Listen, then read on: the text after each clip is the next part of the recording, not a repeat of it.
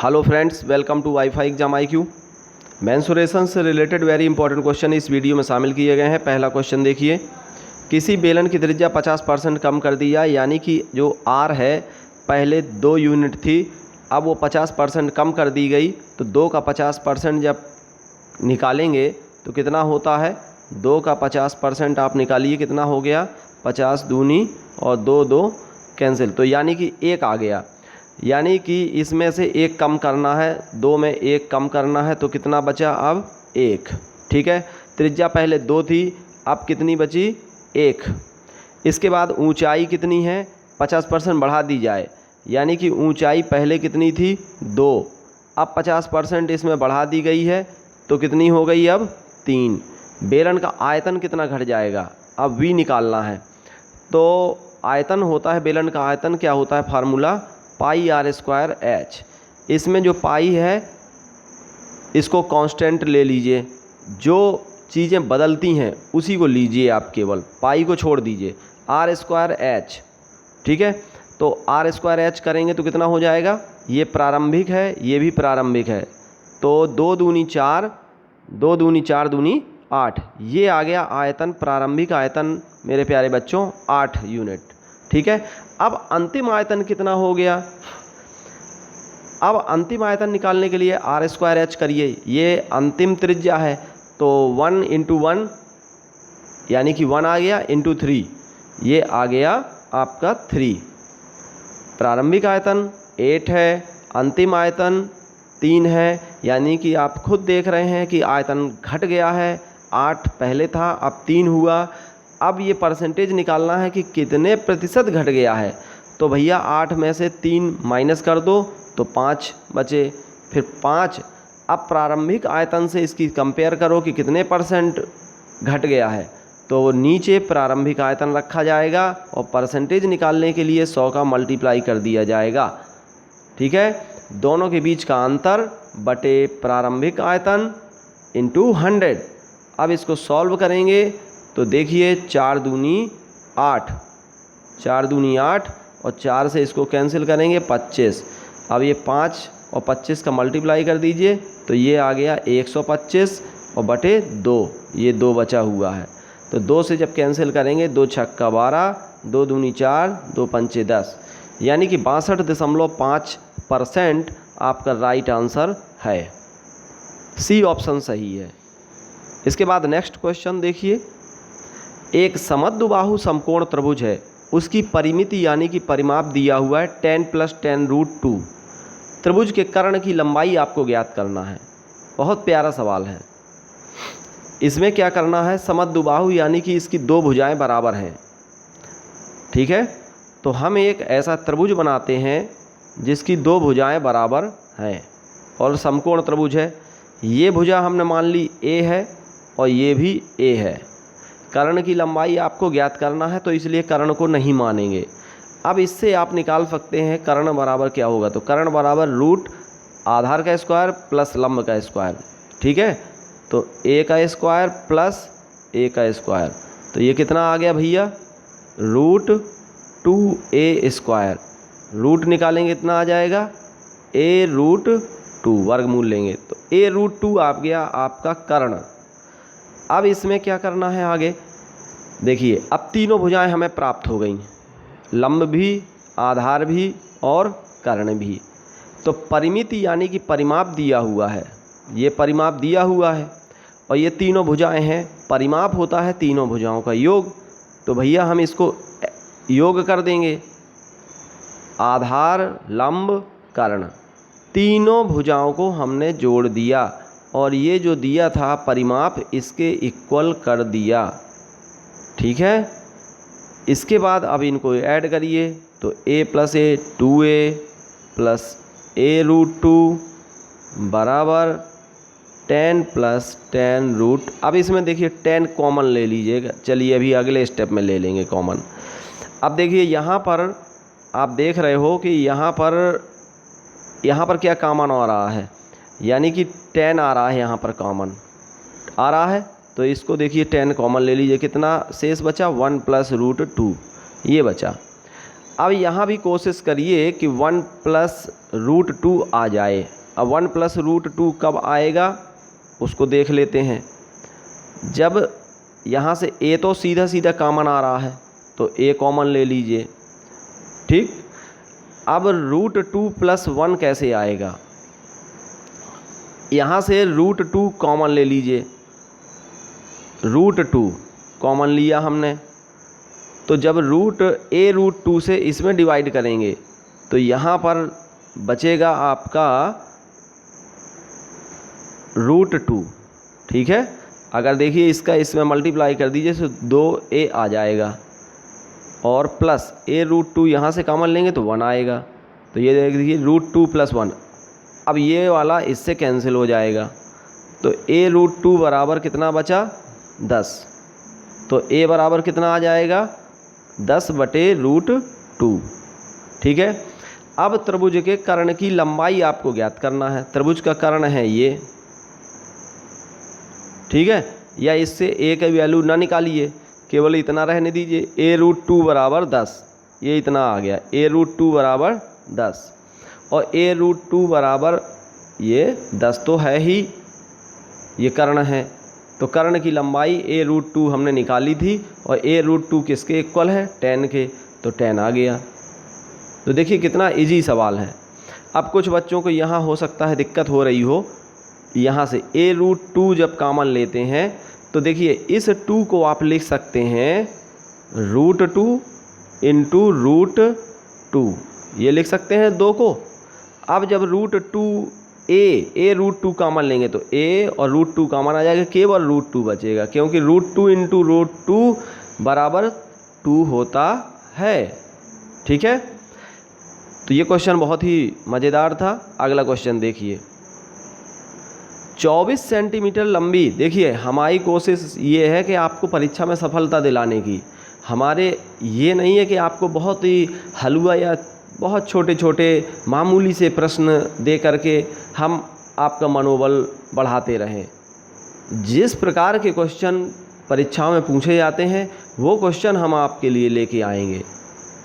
कुछ क्वेश्चन आसान भी आते हैं परीक्षाओं में, कुछ सरल टफ भी आते हैं, तो हमें टफ क्वेश्चन भी पढ़ना ज़रूरी है, ठीक है।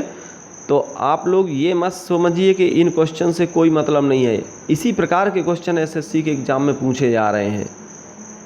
ये पूरे प्रीवियस ईयर के क्वेश्चन ही इसमें हम वीडियो में शामिल करते हैं, ठीक है। अगला क्वेश्चन देखिए, 24 सेंटीमीटर लंबी एक तार को मोड़कर वर्ग बनाया गया है, ठीक है। ये वर्ग है, 24 सेंटीमीटर लंबा तार को मोड़ करके वर्ग है बनाया गया, यानी कि ये वर्ग का परिमाप है। 24 सेंटीमीटर लंबा मोड़ करके वर्ग बना दिया, ये तार है मान लीजिए, इस तरह से हमने उसको मोड़ दिया और ये बना दिया वर्ग। तो ये पूरा चारों भुजाओं का योग कितना है 24 सेंटीमीटर। तो अलग अलग भुजा का कितना हो जाएगा 4, ये भी हो जाएगा 4, ये भी 4, 4 छंग 24, यानी कि प्रत्येक भुजा 4 बचेगी, ठीक है।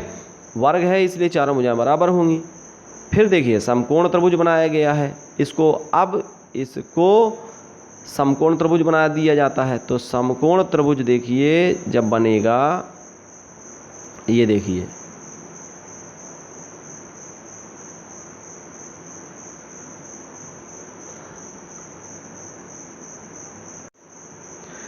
अब ध्यान दीजिएगा, ये थोड़ा सा मिस्टेक हो गई है। ये 24 सेंटीमीटर है, ये प्रत्येक भुजा मेरे प्यारे बच्चों 6 होगी। देखिए आप 6 दूनी 12, 6 तिया 18 और 6 चौको 24, और वहाँ तो 4 अगर ले 4 मिस्टेक हो गई, ठीक है।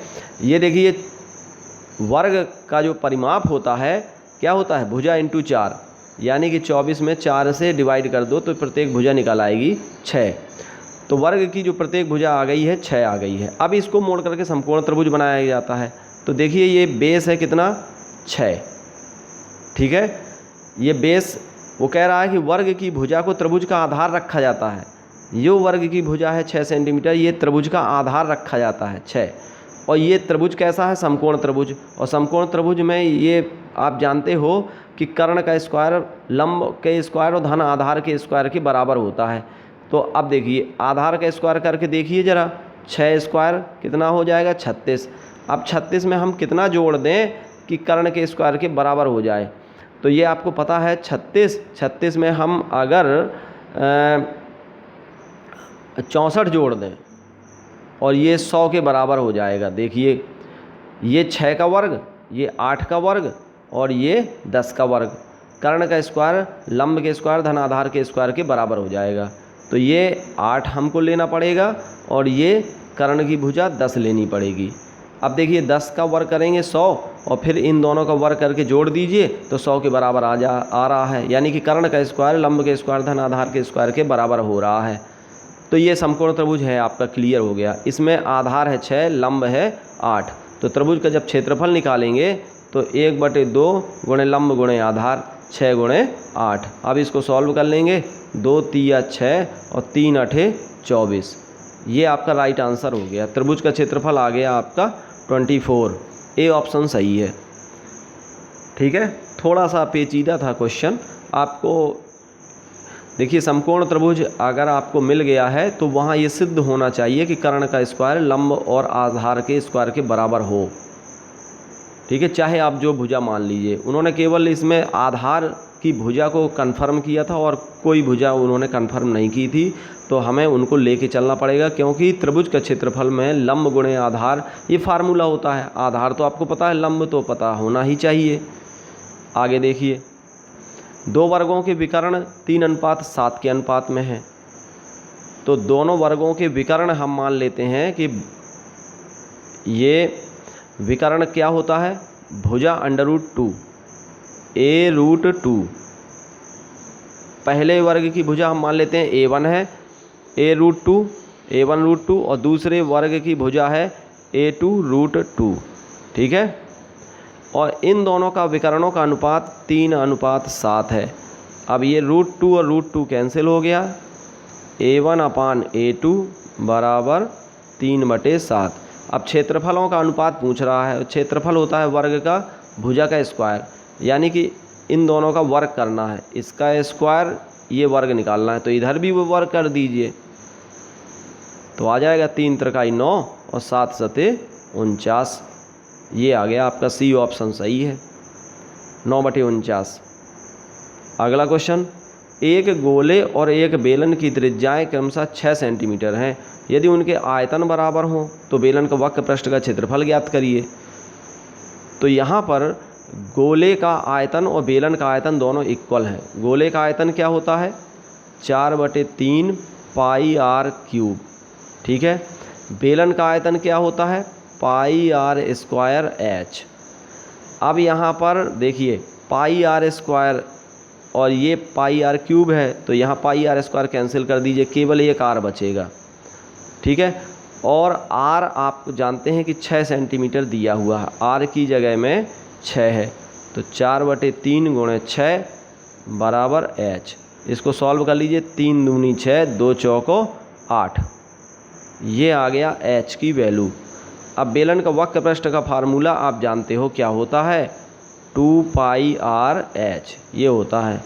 तो 2π रहने दीजिए, क्योंकि पाई के रूप में ही आंसर आ रहे हैं। 2π रहने दीजिए। और r कितना है भैया, r है आपका 6 सेंटीमीटर, h कितना है 8 सेंटीमीटर। ठीक है, अब इसको सॉल्व कर लीजिए, 2 छक्का 12, 12 8 96, तो ये आ जाएगा 96 पाई, यानी कि सी ऑप्शन आपका सही है। अगला क्वेश्चन देखिए, किसी शंकु की त्रिज्या 1/3 कम कर दी जाती है। किसी शंकु की त्रिज्या 1/3 कम कर दी जाती है, उनके आयतन यदि समान रहें तो ऊंचाई कितनी बढ़ जाएगी। शंकु का जो आधार है उसकी त्रिज्या है यहाँ पर। ठीक है, ये ध्यान रखिएगा, शंकु की आधार की त्रिज्या मान लीजिए कि 1/3 कर दी जाती है, तो शंकु का आयतन यदि समान रहे, यदि उनका आयतन सेम रहता है तो ऊंचाई कितने। अब ध्यान दीजिएगा, शंकु का आयतन क्या होता है, 1/3 πr²h। ठीक है, ये मान लेते हैं कि ये प्रारंभिक आयतन है बाद में आयतन कितना है 1/3 पाई आर स्क्वायर एच। ठीक है, यहाँ पर 1/3 पाई दोनों में सेम है, इनको हटा दीजिए। ठीक, अब देखिए प्रारंभिक आर स्क्वायर हम मान लेते हैं कि प्रारंभिक त्रिज्या 1 थी, तो 1 का स्क्वायर कर दीजिए। अब जो त्रिज्या हो गई है 1/3 कम, यानी कि 1/3 हो गई है, तो ये रख दीजिए। और ऊंचाई कितने % बढ़ जाएगी, तो पहले ऊंचाई स्मॉल एच थी, अब ऊंचाई ये हो गई कैपिटल एच। अब इसको सॉल्व कर लीजिए, कितना आ गया, ये तो एच आएगा और ये आ जाएगा 1/9 कैपिटल एच। कैपिटल एच क्या हो जाएगा 9h, यानी कि प्रारंभिक जो ऊंचाई है उसका 9 गुना हो जाएगी। तो सी ऑप्शन आपका सही है। ठीक है, बहुत ही प्यारे सवाल थे इस वीडियो में। तो जो भी स्टूडेंट अभी इस चैनल में नए जुड़े हुए हैं वो तुरंत ही चैनल को सब्सक्राइब कर लीजिए। ठीक है, आपके लिए हम बेहतरीन क्वेश्चन का कलेक्शन ज़रूर लाएंगे और बहुत ही सरल भाषा में समझाने की आपको कोशिश करेंगे। हर प्रकार के क्वेश्चन का समावेश रहेगा हमारे इन वीडियोज़ में। सरल भी क्वेश्चन रहेंगे, टफ भी रहेंगे और ट्रिकी मैथ का यूज करते हुए आपको समझाने की कोशिश की जाएगी।